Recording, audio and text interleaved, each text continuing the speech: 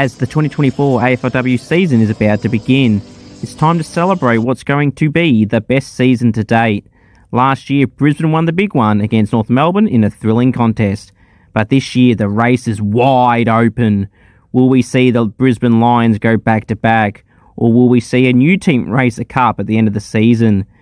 Will we see a side like the Saints go from out of the 8 to winning the big one? Patrikios, Watson, Xenos, Wardlaw, Vesely and Smith will have something to say. Or will it be North Melbourne, a side filled with stars from experience? Two young guns, Garner, Birch, Ferguson, Gatt, Tripodi, Eddie, Martin and O'Shea. Or is it the Demons? 5 experienced players go out, but young stars like Bassano, Witherspoon and co will have an impact. And of course, star trio Horse, Zanker and Mithen have something to say about this year's flag race after last year's disappointment. Can the young dogs rise up to the occasion? New coach, new players, new leaders. Sometimes change comes in a good way. Blackburn gets some support in the team via young stars Greg Butterfint and Chrissy Lee Turner. And new recruits ready to prove a point in Smith, Arends and McKee. Or can a team filled with young stars at Port Adelaide who dominated this year's draft, bringing in Young, Goody, Window, Brooke and Brooksby, surprise us all? Stars in this competition galore, headlined, just to name a few, Conti, Garner, Marinoff, Gardner, Toogood, the Prosparka sisters, Malloy, O'Driscoll, Patrikios and Dawes. We can't also forget the future of this competition. Loz Young, Charlie Rowbottom, Sinead Goody, Ella Roberts, Charlie Thomas, Brenna Tarrant, Sophia Hurley, Alicia Pisano, Elaine Grigg, Ali Morford, Holly Cooper, Ali Dalloway, Ella Heads, Matilda Schultz, and of course last year's Rising Star winner, Zarlie Goldsworthy. So many talented players ready to have insane seasons. I know I'm excited. Are you? Welcome to season 2024 of the AFLW. Let's go! Let's go! We always stand for victory.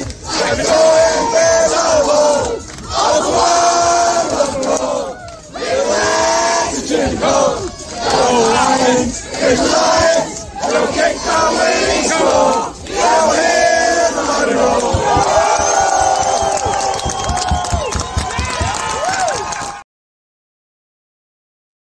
Hello everyone and welcome to the Scoops AFLW show. I'm your host Cooper, the sole admin of AFL information, trade rumors and results. And wow.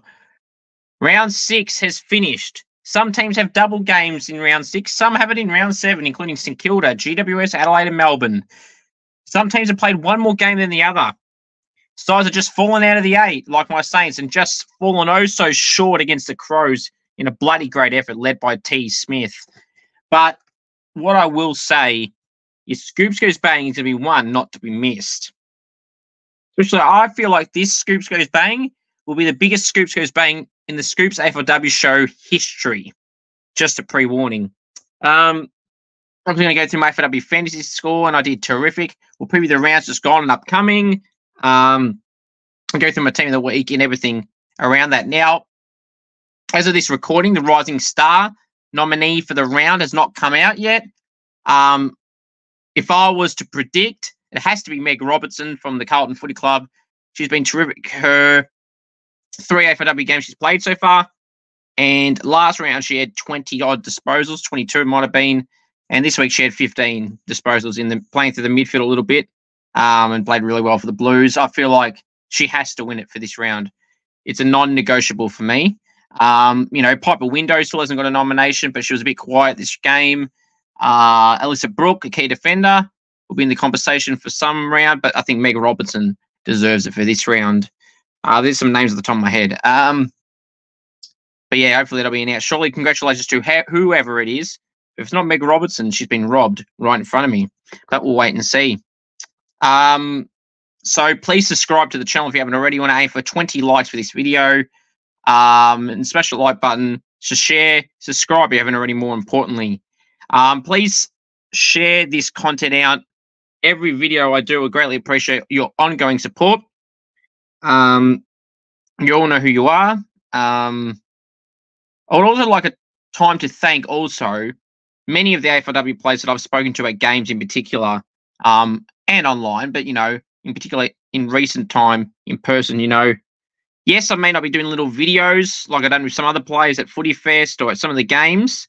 But, you know, to be recognised by a fair few of them is really appreciative, and the respect they show back. A lot of the players, a lot of them, have a lot of time for their fans. So I really do appreciate that. I don't need to name names. They know who they are. Thank you all very much. This has been throughout the whole season, but I thought I'd give another thank you to all those players. They know exactly who they are. Some that I may have had photos with, some I may not have had photos with, or videos with, but all those people, I do really appreciate them very much.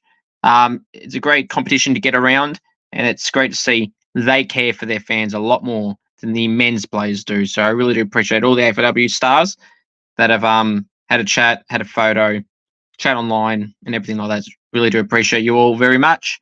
Now, let's get right to it, shall we?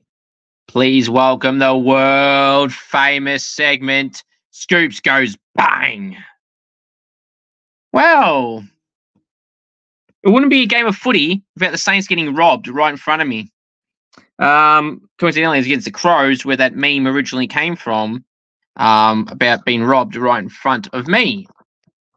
But I'm going to start here. Now, the Crows are the best team in the competition with North Melbourne and Brisbane. Those three are so far ahead of the rest, it's not funny.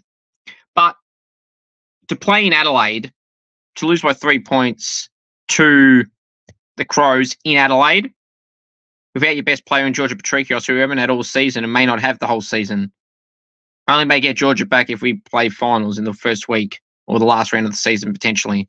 So, you know, midfield led by T. Smith, Liv Vesely, Jaimee Lambert, all doing very well in there. But T. Smith in particular was awesome. But that I'll talk about in the game review part. Jaimee Lambert had her back. I don't know what the hell I just said then. Back. Jumped on. Should have been a clear free to Jaimee Lambert. Would have been 15 metres out. I'm basically no angle on the right-hand side. The corner of the goal square, basically. And she would have got it, and we would have won, because the 30 seconds would have been chewed up. There would have been like 10 seconds or less to go. Therefore, Adelaide wouldn't have scored a goal. The Saints would have won, and they would have remained in the 8. But that didn't happen. There were so many bad calls in that game from the umpires, both ways, in particular against St Kilda, not going our way. That one really annoyed me, because that was blatantly obvious. So St Kilda were robbed right in front of me. And with a tight season, if we miss the finals because of this game, I will come back to this game and prove to you all that St Kilda got robbed of finals right in front of me. Now with St Kilda losing, that puts them in 10th place. Port Adelaide jumped us and Essendon jumped us. That wouldn't have happened if we weren't robbed right in front of me. It was so unfair. I'm not happy with it. Jaimee Lambert should have had a free. We didn't get the free. If we got the free, Jaimee would have got the goal and we would have won. Plain and simple. But we didn't. We got robbed right in front of me. So damn frustrating. The umpires need to learn the rules.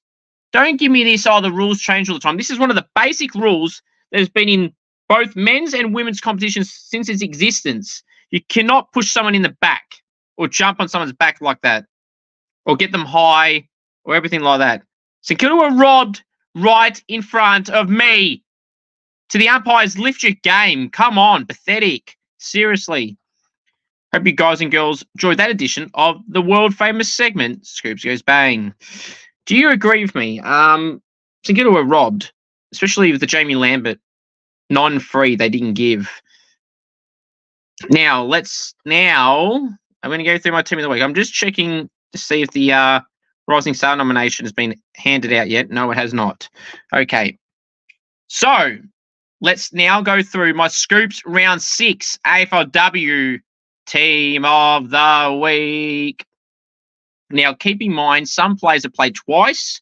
How I factor it in is, if this player had, say, for a midfielder, let's say they had 40 touches in the first game, in the second game they had like 8, do I not put them in?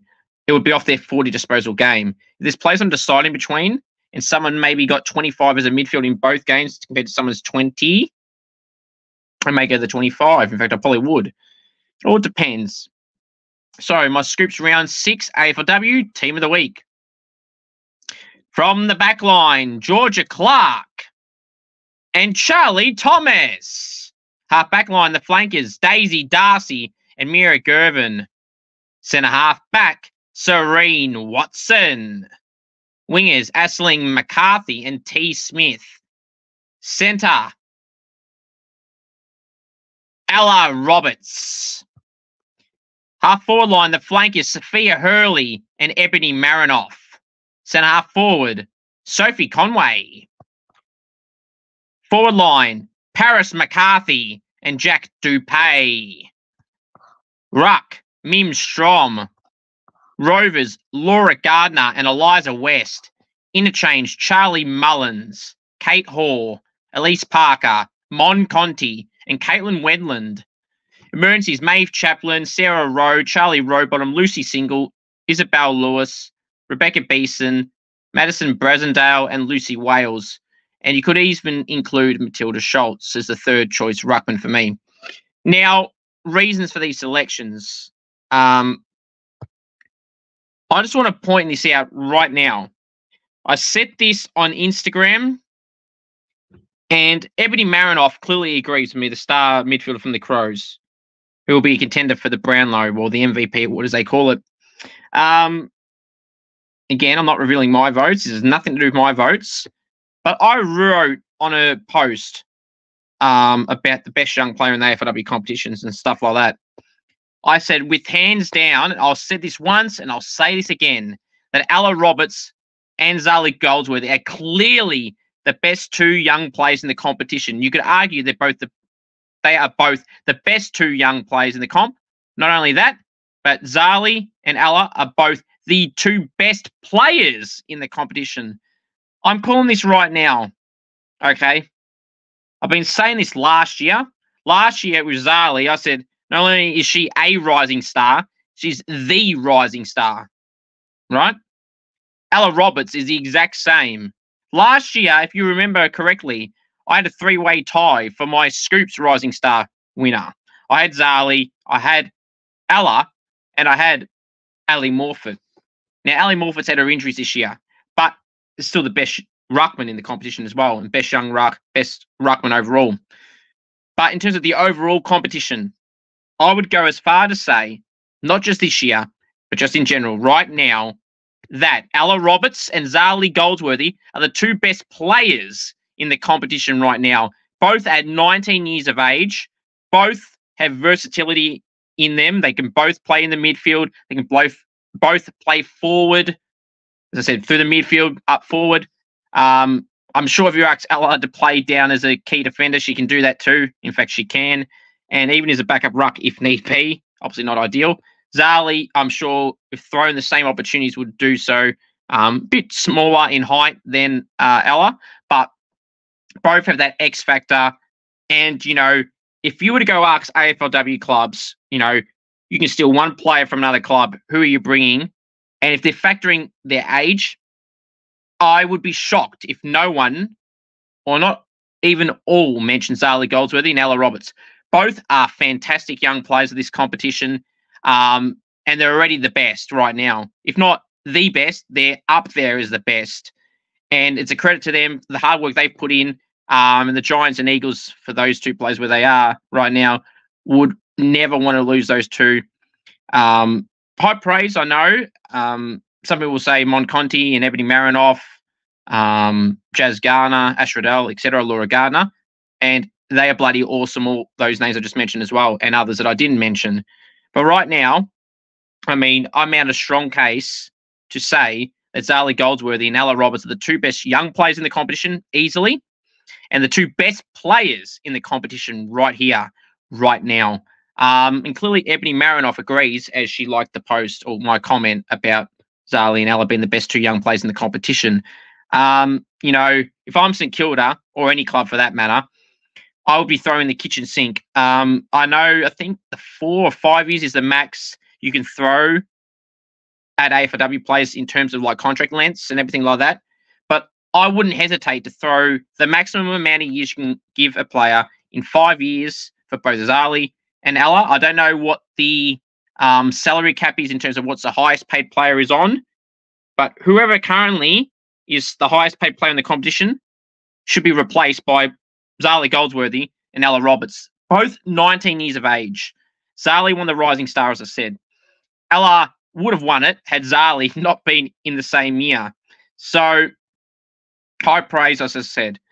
But if I'm St Kilda, I'm throwing a godfather offer at both Zarlie and Ella Roberts. Forget about your draft picks for that year, if that's the case. Now, this year's draft crop is fantastic as well. I mean, there's no clear-cut number one pick for this year, which is great for the competition. There's so many names in that conversation as well. Just to name a few, Ash Centra, Zippy Fish, Ivana Harris. They're just some names. You got Molly O'Hare, you got Lily Patterson, you got Grace Barber, you've got Georgie Brisbane. There's so many names that you'll hear who also tested at the AFLW Draft Combine throughout the week as well. So there's so many names, some high-end talent as well. But if it's not this year, the following years, people have got to throw, as in clubs, have to throw godfather offers at Ella Roberts and Zarlie Goldsworthy, two of the best young players in the competition, the two best. And you could argue they've both been the best two players this year as well. But yeah, fantastic players, Zarlie Goldsworthy and Ella Roberts. Alrighty, so all right, what are we going to go through now? So all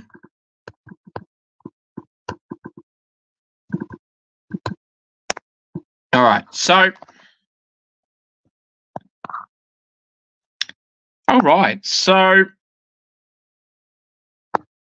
let's have a look, shall we?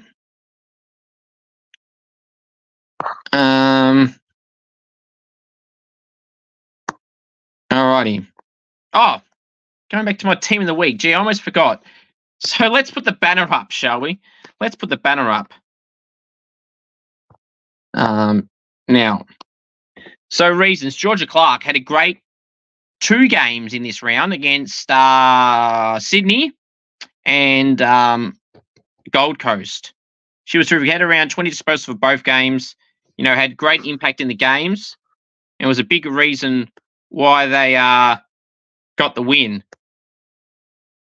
in their games. Georgia Clark. She was fantastic in defence on some pretty decent forwards as well for Gold Coast and Sydney. We have decent forward lines. So very impressive forward lines the Swans and Suns have. So credit to Georgia. Great game. Intercept disposals. She was in the coaches' votes, I believe, for that first game. So did a really good job. Charlie Thomas, 22 disposals. I mean, like Brenna Tarrant, BT, Charlie Thomas is a lock for a key defender spot in the All-Australian team this year. No one can change my opinion on that. They are, in my eyes, Brenna Tarrant and Charlie Thomas, the best 2 key defenders in the game right now, along with Serene Watson-Watto. So they are my top 3 key defenders this year. I made it no secret to say how good players they are. And they'll probably be locks. In fact, they probably are locks for my All-Australian team come the end of the season, which is in about 4 weeks' time until the finals begin. Watto, though, on the weekend, 22 disposals, like 11 intercept possessions, just like Charlie Thomas, was a lock. Mia Gervin, I thought, had a really good game in both games for the Suns, in particular against Essendon. Daisy Darcy, the same against Collingwood and the Bombers, mainly the first game, but she was great. Ashley McCarthy for Freo in both games had over 25 disposals. Against Geelong, kicked a nice goal. And then yesterday against Hawthorn played really well as well. Ella Roberts, as I just said, 27 disposals, a goal. Had 11 disposals and a goal in the first quarter, with probably the single best individual quarter of an AFLW player this year. Ella Roberts is a star, as I said. So, as I mentioned just before. So, credit to her. Another great game. You know, I don't need to repeat myself. T. Smith, mentioned earlier, had like 24 disposals, had like 11 tackles, and was a key reason why the Saints stayed in the game. You could argue she was better than Ebony Marinoff, yes, who had 17 tackles and 31 disposals, which is hard to fathom. That you could be saying someone with 7 less disposals and 6 less tackles was better. But I thought her impact was, they were both very good, don't get me wrong. But T. Smith, I feel like, was single-handedly carrying the Saints team on her back, was doing very well with Watto. Sophia Hurley gave her Swans a good chance in both games. She had over 25 disposals, got a goal in both games. The first game against Essendon. Young star, a player to watch out for the future. She's already a star, and she's only also 19 years of age. So Hurley, Roberts, Goldsworthy, there's so many young stars in the competition. It's in my intro for a reason. They're all very talented and had a great game. 2 games on the weekend for Sophia Hurley. Sophie Conway for Brisbane, she just finds a way to get involved in all the score involvements. Gets around 15 disposals a game, pops up for a couple of goals a game here and there. Sophie Conway, very talented footballer, an experienced player who knows to get in the right positions and everything like that, done a great job. Ebony Marinoff just detailed her stats. Paris McCarthy kicked 3 goals for Sydney, was a lock. Had like 14 disposals. She kicked 3 goals in the quarter, in the space of 7 minutes in the third quarter. The Irish player, she did a great job. Mim Strom was dominant against Kate Darby against Geelong and their second ruck. And against Hawthorn, against Lucy Wales, I thought they were really even, but her first game was a standout. Lucy Wales is stiff, not to make it, as I said earlier, but had she played 2 games, they probably both made it. So it's really harsh, but here we are. Laura Garner had 31 disposals in the second game, and I think 35 in the first one, so it's a lock. Eliza West continues to be the best recruit this season. I said that in my most improved players predictions. She was the one I've been bringing up on and on because she deserves the recognition. Eliza West, the best recruit easily from Melbourne. Melbourne should never have let her go. They should never have dropped her from the first final after she had 22 disposals. I could not believe that she had the most disposals for the team. She gave them a red-hot crack in their first final that they lost by under a goal, and the second one they dropped her for, which was unbelievable. With certainty, that's why she left, and fair enough too. And she's dominated for the Hawks, kicked a goal, 26 odd disposals, was fantastic Westie yesterday. Charlie Mullins, a goal and 23 disposals in a smashing over Carlton. Charlie was fantastic. Kate Hoare, 27 disposals, was great in their win over the Giants. Elise Parker had 29 disposals, was awesome against the Demons. Mon Conti, over 30 disposals again. She's a star. And Caitlin Wendland, I thought I'd give a lot of recognition to. 2 goals, 14 disposals, mainly playing as a small forward type role on the wing, etc., high R forward. I thought she was really good. I could have put someone else in this spot that's on the emergency list, but I thought it wasn't just her disposals. She was very impactful. And when the Eagles were in front, Caitlin Wendland and Gemma Houghton both were, keeping the side in the team, keeping the side in the game, and she deserved a spot on the bench at worst. Maeve Chaplin was really good in the back line for Melbourne. Sarah Rowe, 28 disposals, was awesome. Rowbottom was good in the first game in particular. Same with Lucy Single, was terrific in both. She was very stiff. I feel like Charlie Mullins kept Lucy Single out and Wendland to a degree. Belle Lewis for the Eagles, she's been stiff a few weeks in a row. With Ella Roberts and Charlie Thomas, she's had amazing seasons for the Eagles. Rebecca Beeston was good for the Giants in the midfield, the captain. Brasendale, I thought, was really good in a lot of their score involvement chain and their inside 50 work. And Lucy Wells, as I said before, was the second best ruck. So leave your thoughts down below of my team of the week. Now, let's go review the round 6 games. So Geelong, 27, Fremantle, 45. Now, you could argue, this is interesting, this game. And Geelong started all right, but Fremantle, they had a big cheer squad. I got that matchday vlog. If you haven't checked out any of my matchday vlogs, please go and do so. They did really well, the Doggers, in this game. Maloney, Aisling Maloney was really good. Darcy Maloney, Michaela Bowen, all played their part. Zali Friswell as well for Geelong. But for Freo, Gabby Newton was really good. Emma O'Driscoll played her part. Maddie Scanlon played her part. But yeah, the Doggers got the win. Gabby O'Sullivan, I thought, was pretty good as well. It's a long time ago. This was 6 days ago, this game, with the 2 games in 1 week scenario. But It felt like a long time ago, but they did really well, the Dockers, in that win there. Hawthorn 35, Gold Coast 22. Low scoring affair. Hawthorn were inaccurate in kicking. With a bit of a win there at Frankston. But they got the win. More importantly, Jack Dupay was back to her best form in that game and the last game. Hence why she was in my team of the week, kicking 2 goals in both games. But, you know, it is what it is. They did really well. So, in the end, the Hawks, to get the win, they did really well, as I said. All right, the next game to go through is Essendon and Sydney, 27-24 in favour of the Bombers. You know, the Swans pushed late through. Ella Heads, who kicked their first goal in her AFLW career, mainly as a defender, playing a bit up on the wing a little bit lately. So well on Ella Heads on her first career goal, which I captured on film.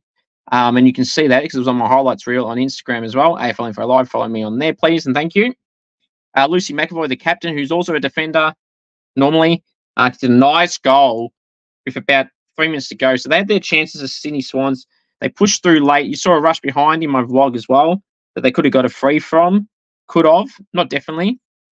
BT, Brenna Tarrant pushed down the form line the last 40 seconds or so, try and have another tall target up there. But yeah, Essendon cleared it out, and that was that. They played probably better throughout the whole game, Essendon, but Sydney were far better in the last quarter and almost stole it in a way as well. All right, so the next game is Melbourne 41, GWS 25, Melbourne by 16 points. Season-defining win for the Demons. They needed that win over the Giants. The Giants were pressing. Tani Evans and Zarlie Goldsworthy both had shots on the quarter-time, half-time, and three-quarter-time sirens. Essentially, all couldn't capitalise, unfortunately. Some were tough shots. Zarlie's was on the pocket. That was also right in front of me, which is in my matchday vlog.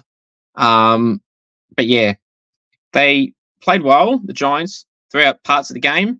And I feel like they could have stolen it if they kicked straighter overall. And just like their delivery inside 50, they had a few chances. Maeve Chaplin was sitting at the back a lot and getting a lot of uncontested marks and disposals. But credit to Maeve Chaplin for doing a good job there. And the Giants needed to work and put some time into Maeve Chaplin. They may have got a bit more flow into their inside 50s a bit better.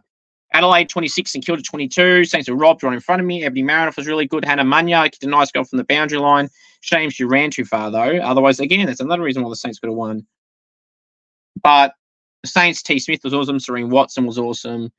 Jaimee Anderson, I thought, played really well. The disposals may not have shown. She had like 5 tackles in the third quarter, had like 6 possessions, but her involvement in the game was really good. But, you know, credit to Jaimee Anderson for having a great game back from a hamstring injury. North Melbourne, 59. Bulldogs 4 points by 55 points. The Bulldogs started all right. Sarah Hartwig got the first point of the game and had a real fair few involvements in the start of the game. But, you know, it is what it is. They were poor from the second half. It was pouring down rain, so I can understand why. But North at the same conditions. Jazz Garner kicked the goal at the start of the third in the pouring rain. Ash Riddell kicked the last goal of the game.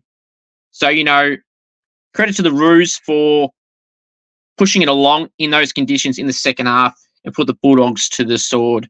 And the Bulldogs were pretty poor, if I'm being brutally honest, from then on. First half, they were all right, though. They just couldn't get it on the scoreboard yet again. But credit to the Roos, Riddell and Garner, Mia King, Neve Martin, who kicked a few goals, Ruby Chipote through that midfield, Jenna Bruton.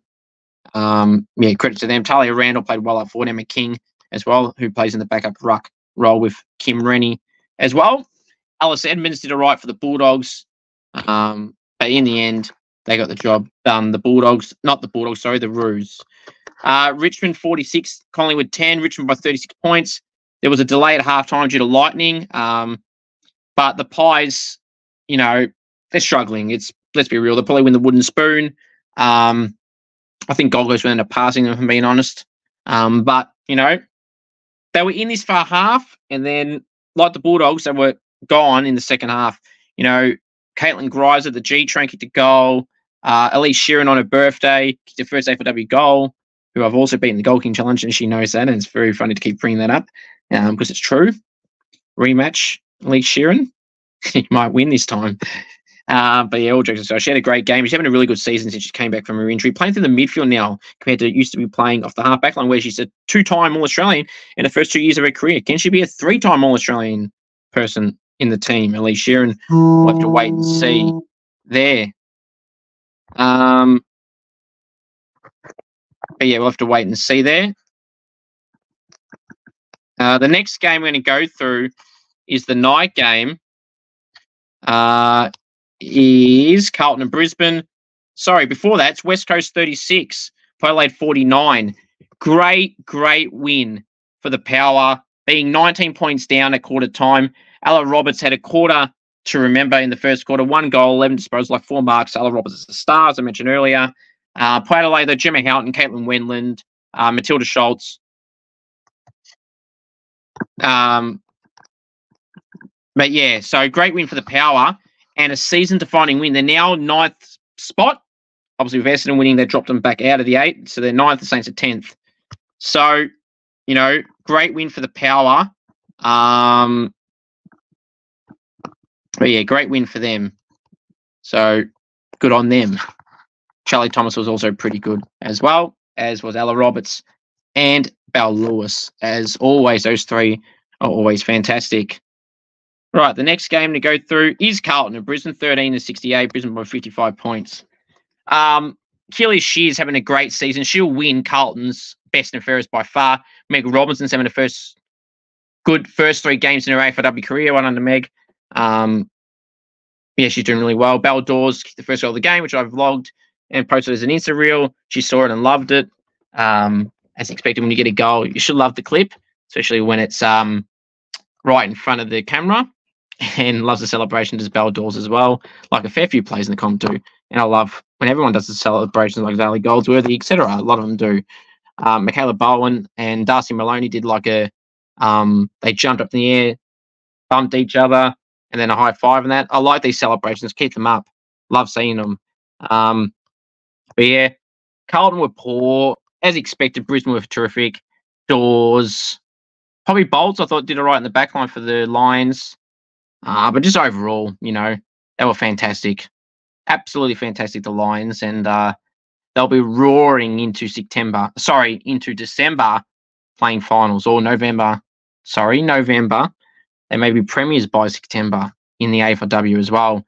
They love playing at Icon Park. That's where they won last year's granny against the Roos. So I said to a few of the girls after the game, they love playing at Icon. And yes, they do, clearly. Big win there. As I said, overall, though, Shio was Carlton's best player and will win their BNF. Sophie Conway was really good. And Cornelia Hodder had 8 tackles, as Nat Ryder had 7. All right, next game to go through are the Sunday games, which are the last 3 games of the round. Gold Coast 27, Essendon 36. Now, like the Swans game, Essendon were in control for most of the game, have been real. But Gold Coast, to their credit, came late through Jamie Stanton and Jack Dupay, kicking nice goals. But yeah, they couldn't get the job done, unfortunately. Charlie Rowbottom, I thought, was good, but not her best. Lucy Single, though, was terrific, as was Mia Gervin, as I mentioned earlier in my team of the week. And Daisy Darcy played a role, more so in the first game, but was all right in this game as well.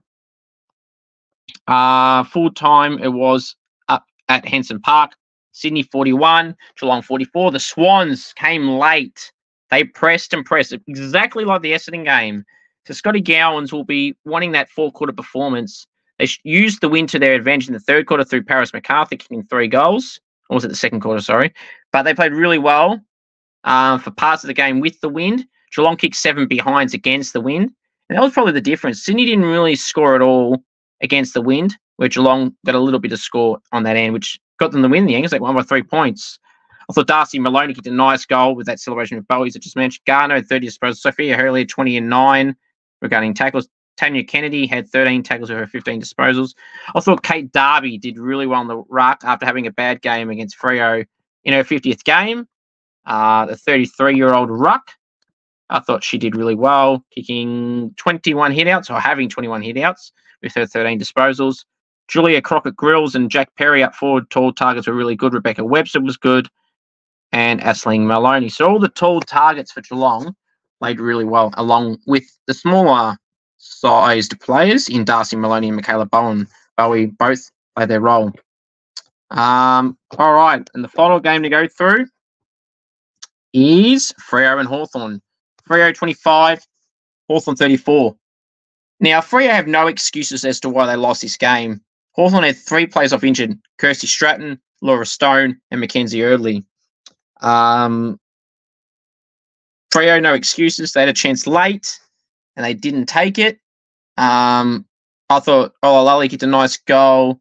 They still got a few players to bring back. Dana East will come back from concussion, I would assume, this game. She was missed in the last few games for the Dockers. But overall, the Dockers are going all right, but Hawthorn were the better side on the day. Sophie Locke kicked her first goal for the season in her first game of the season after coming back from injury and not being selected in the last few games. It's great to see Soph back in the side and doing well. But with 3 rotations out, makes the win more impressive and more disappointing for the Dockers that they couldn't capitalise on that. Mim Strom and Lucy Wells were good. Both of them were good in the ruck. Now, let's move on from that to previewing the round 7 games. And what I'm actually going to do is I'm actually going to read out the ladder to you all. So North Melbourne are first on 26, Brisbane and Hawthorn in second and third place on 24, Richmond, Adelaide and Fremantle in that order on 20 points. In 7th place, we've got Essendon on 16, West Coast on 16, and in 9th and 10th, we've got Port Adelaide and St Kilda on 12 points. In 11th place, we've got Geelong on 10 points. And from 12th all the way down to 15th, we've got Sydney, Melbourne, Western Bulldogs and Carlton on 8 points. 16th, GWS are on 6 points. Collingwood are in 17th place on 4 points, and Gold Coast are in last place on 2 points. Who can make the 8? Realistically, for me, the Giants have had 1 less game and the Demons. So I would rule out Gold Coast, Collingwood, Carlton, and the Bulldogs. If Melbourne and the Giants lose their next games, they're both done. In particular, the Giants. Oh, actually, both of them, because Melbourne's percentage is only 58. They've copped a few hidings as well. I think Sydney and Geelong, St Kilda and Port Adelaide can still make it. As for falling out of the 8, I could see Essendon or Freo or West Coast falling out for those 4 sides. In particular, Port Adelaide, Saints, Geelong and Sydney. I wouldn't count out the Swans, but they're probably going to have to need an extra win as their percentage is poor, unless they can catch up to the 12% on West Coast, which is like 22 plus on some of the other sides, if not 30. So the Swans will need an extra win. So they just need to keep winning. They've got 4 games to go, the Swans, and they'll have to win them all because of their percentage. The Saints and Port Adelaide and Geelong are 6 points out of the 8. They will probably have to win at least 3, probably all 4. The Saints and Power would have to win at least 2, more than likely at least 3, and ideally 4. So the race is wide open, and we'll just have to wait and see. So let's now go preview the round 7 games. Some teams have double-up games. The first 2 games I mentioned are teams that played twice. Tuesday night, which is tomorrow night, in Frankston, 7:15 Victorian time. It's the Saints hosting the Giants. Don't know why it's in Frankston. Why are Saints selling home games in Frankston? I'll be tipping the Saints, though, in this one by 12 points in a close game. A bit like the Melbourne game, I feel like this will be, where if GWS can take their opportunities, they could win this. Zarlie Goldsworthy, for my prediction, for 3 goals in this game. And Serene Watson to be best on ground. All right.